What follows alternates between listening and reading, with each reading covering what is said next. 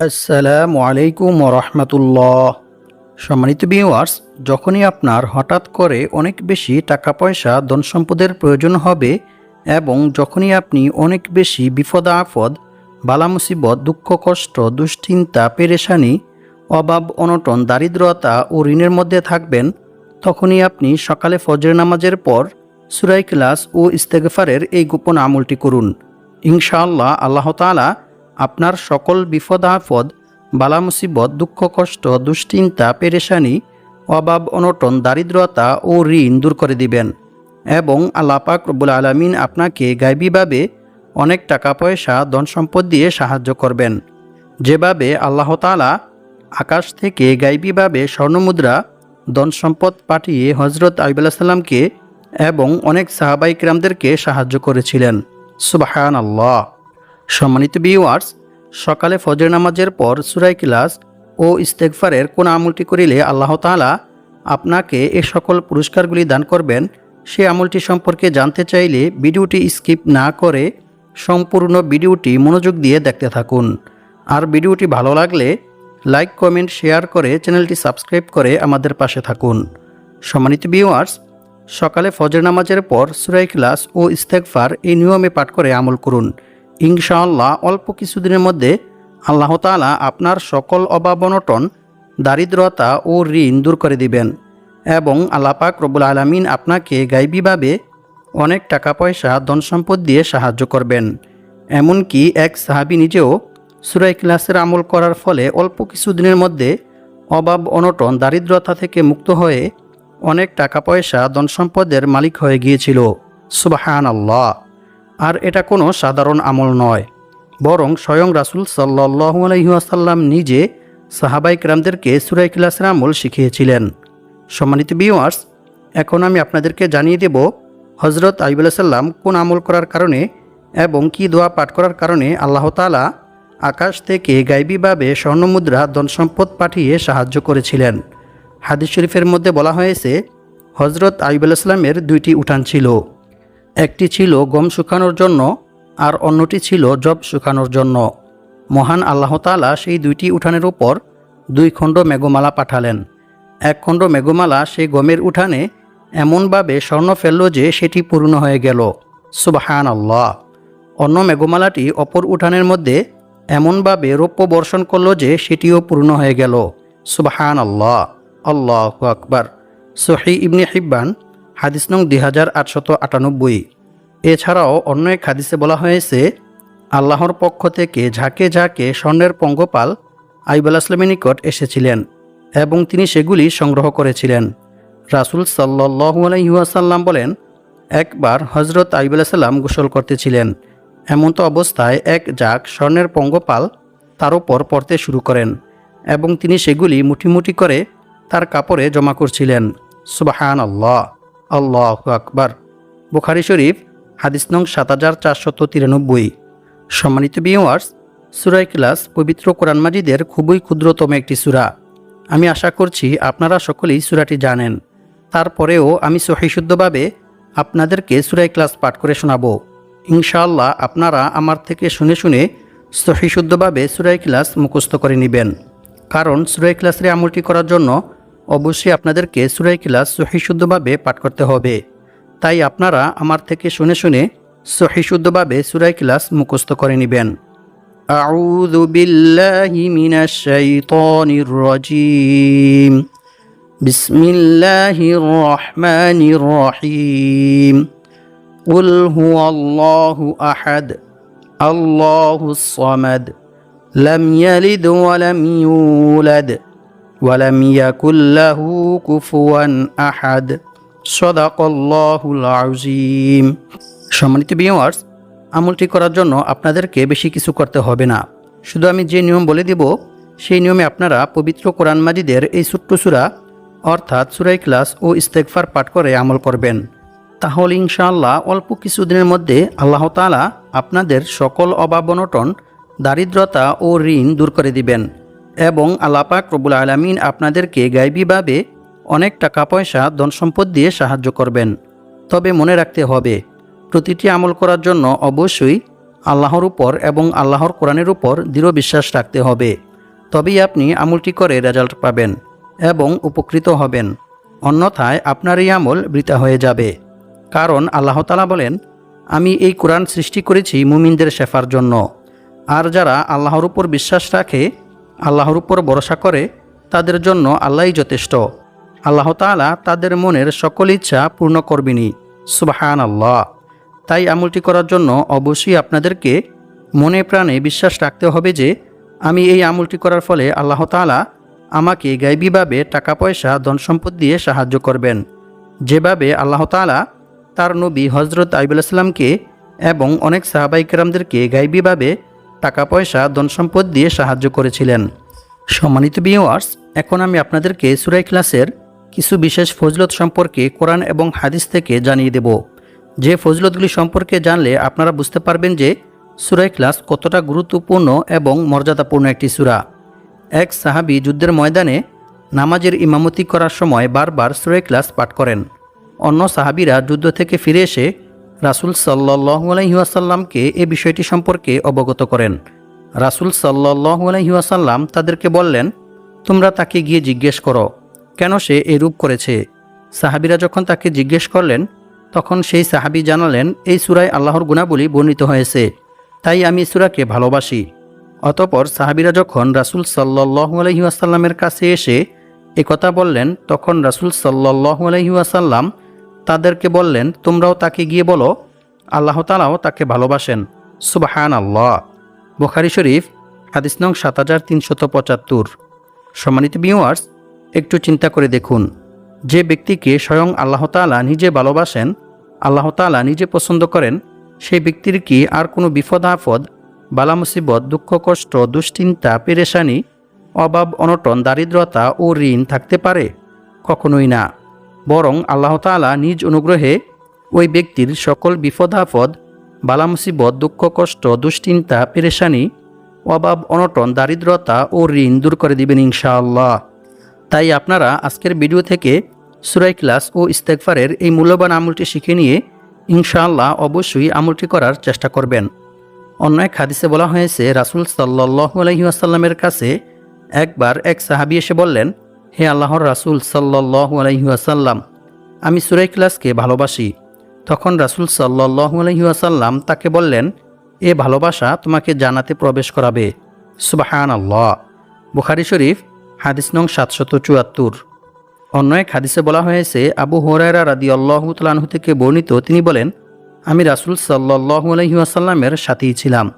এমন সময় এক ব্যক্তি সূরা ইখলাস তিলাওয়াত করতেছিল। রাসূল সাল্লাল্লাহু আলাইহি ওয়াসাল্লাম তার তিলাওয়াত শুনে বললেন, ওয়াজিব হয়ে গেছে। আমি জিজ্ঞেস করলাম, কি ওয়াজিব হয়ে গেছে হে আল্লাহর রাসূল সাল্লাল্লাহু আলাইহি ওয়াসাল্লাম? তিনি বললেন, জান্নাত। সুবহানাল্লাহ। মুয়াত্তা মালিক হাদিস নং 257। সম্মানিত ভিউয়ার্স, এখন আমি আপনাদেরকে জানিয়ে দেব সূরা ইখলাস কি নিয়মে পাঠ করে আমল করিলে আল্লাহ তাআলা আপনার 50 বছরের গুনাহ ক্ষমা করে দিবেন। সুবহানাল্লাহ। রাসূল সাল্লাল্লাহু আলাইহি ওয়াসাল্লাম বলেন, যে ব্যক্তি প্রতিদিন 200 বার সূরা ইখলাস পাঠ করে আমল করবে, তার 50 বছরের গুনাহ ক্ষমা করে দেয়া হবে। সুবহানাল্লাহ। তবে ঋণ থাকলে তা মাফ হবে না। নাউজ বিল্লাহি মিন যালিক। তিরমিজি শরীফ হাদিস নং 2898। সম্মানিত ভিউয়ার্স, আজকের ভিডিওতে আমি আপনাদেরকে সূরা ইখলাস ও ইস্তেগফারের এমন একটি গোপন আমল শিখিয়ে দেব, যে আমলটি করিলে আল্লাহ তাআলা আপনার পাহাড় পরিমাণ ঋণ পরিশোধ করার ব্যবস্থা করে দিবেন ইনশাআল্লাহ। তাই ভিডিওটি না টেনে সম্পূর্ণ ভিডিওটি মনোযোগ দিয়ে দেখতে থাকুন। অন্য এক হাদিসে বলা হয়েছে, রাসূল সাল্লাল্লাহু আলাইহি ওয়াসাল্লাম বলেন, যে ব্যক্তি কুল হুয়াল্লাহু আহাদ সূরা ইখলাস শেষ পর্যন্ত 10 বার পাঠ করবে, আল্লাহ তাআলা সেই ব্যক্তির জন্য জান্নাতে একটি মহল অর্থাৎ একটি ঘর নির্মাণ করে দিবেন। সুবহানাল্লাহ। অপর এক হাদিসে বলা হয়েছে, আবু সাঈদ খুদরি রাদিয়াল্লাহু তাআলা আনহু থেকে বর্ণিত, তিনি বলেন, এক ব্যক্তি অন্য এক ব্যক্তিকে রাতে বারবার সূরা ইখলাস পাঠ করতে শুনেন। অতঃপর সকাল হলে ওই ব্যক্তি রাসূল সাল্লাল্লাহু আলাইহি ওয়াসাল্লামকে এই বিষয়টি সম্পর্কে অবগত করেন। রাসূল সাল্লাল্লাহু আলাইহি ওয়াসাল্লাম তার একথা শুনে বললেন, ওই সত্তার শপথ যার হাতে আমার প্রাণ, অবশ্যই এই সূরা অর্থাৎ সূরা ইখলাস পবিত্র কোরআন মাজিদের 1/3 সমান। সুবহানাল্লাহ। বুখারী শরীফ হাদিস নং 5013। অর্থাৎ যে ব্যক্তি সূরা ইখলাস 3 বার পাঠ করবে, তার আমলনামায় 1 খতম কোরআন তিলাওয়াত করার সওয়াব লেখা হবে। সুবহানাল্লাহ। সম্মানিত ভিউয়ার্স, সূরা ইখলাসের এই সকল ফজিলত শুনে বুঝতেই পারতেছেন যে সূরা ইখলাস কতটা গুরুত্বপূর্ণ এবং ফজিলতপূর্ণ একটি সূরা।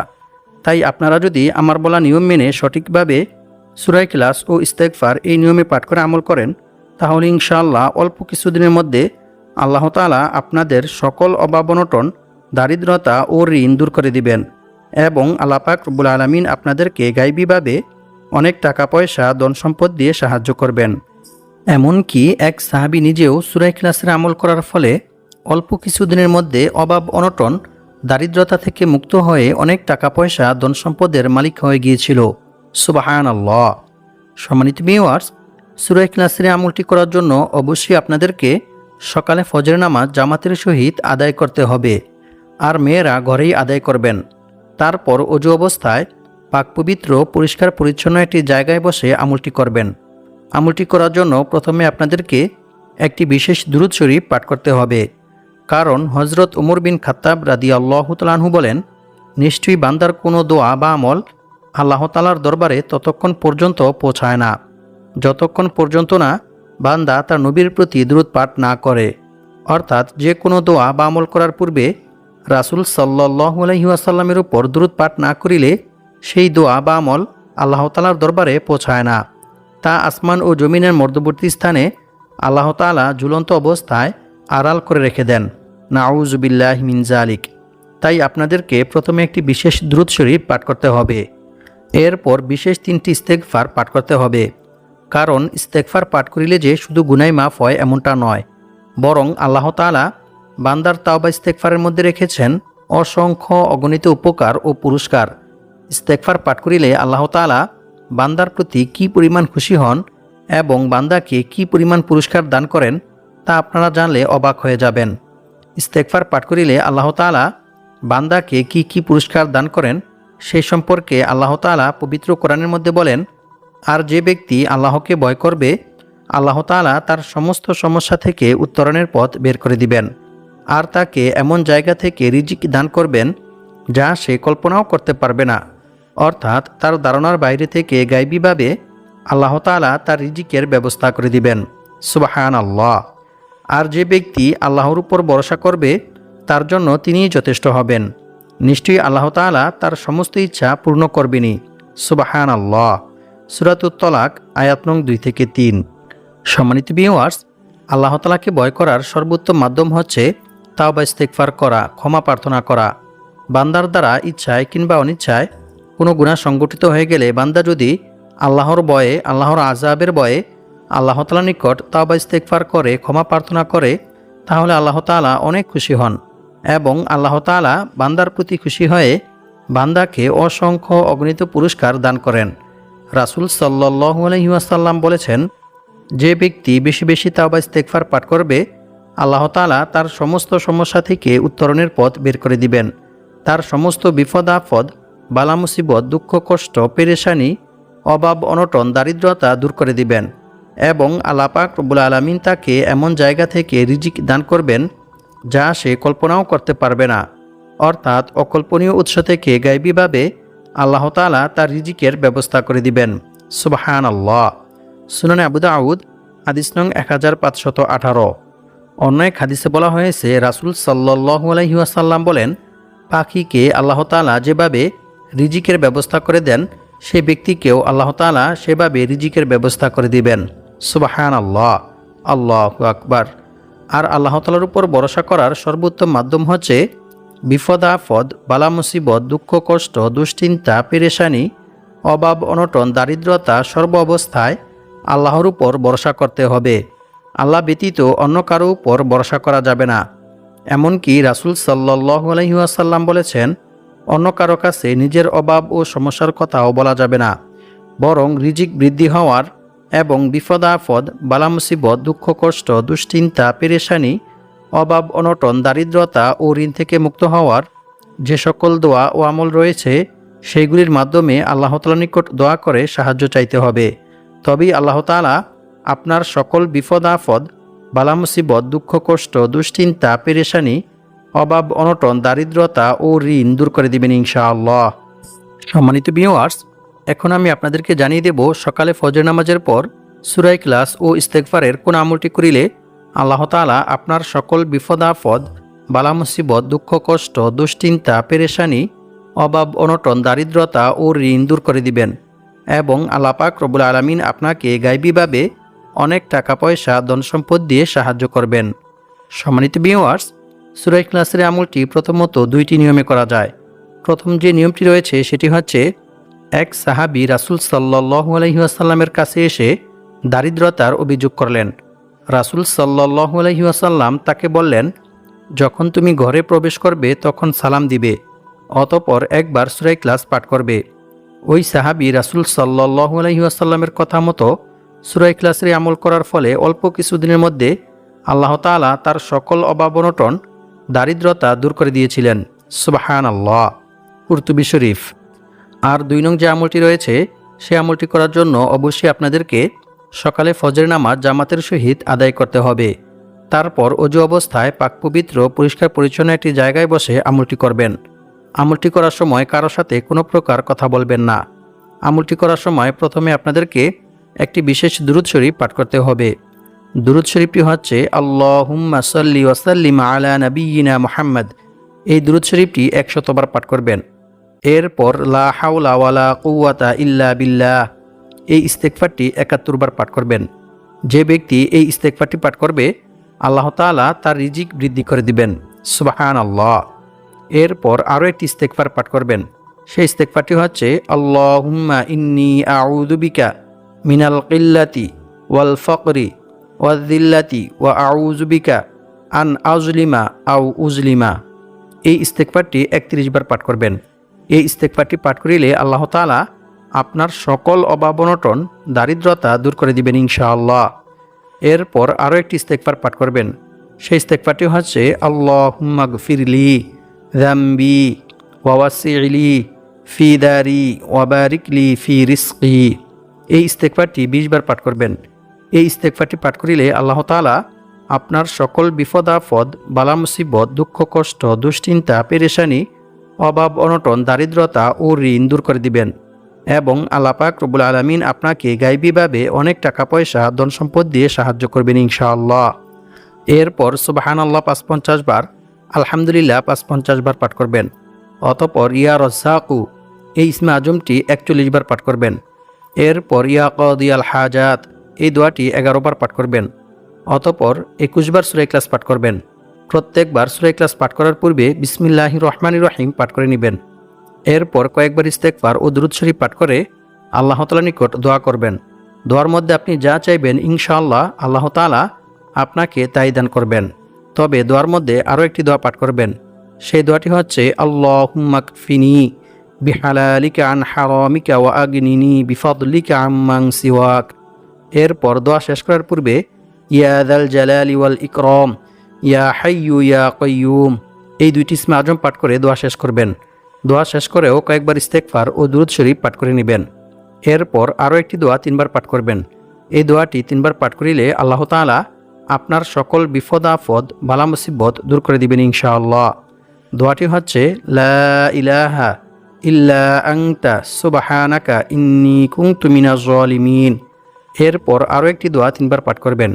এই দোয়াটি ৩ বার পাঠ করিলে আল্লাহ তাআলা আপনার রিজিক ও জ্ঞান বুদ্ধি বৃদ্ধি করে দিবেন। সুবহানাল্লাহ। দোয়াটি হচ্ছে আল্লাহুম্মা ইন্নী আসআলুকা ইলমান নাফিআ ওয়া রিজকান তাইয়্যিবা ওয়া আমালান মুতাকাব্বালা। সম্মানিত ভিউয়ার্স, সূরা ইখলাস ও ইস্তেগফারের আমলটি করিলে ইনশাআল্লাহ আল্লাহ তাআলা আপনার সকল অভাব অনটন, দারিদ্রতা ও ঋণ দূর করে দিবেন।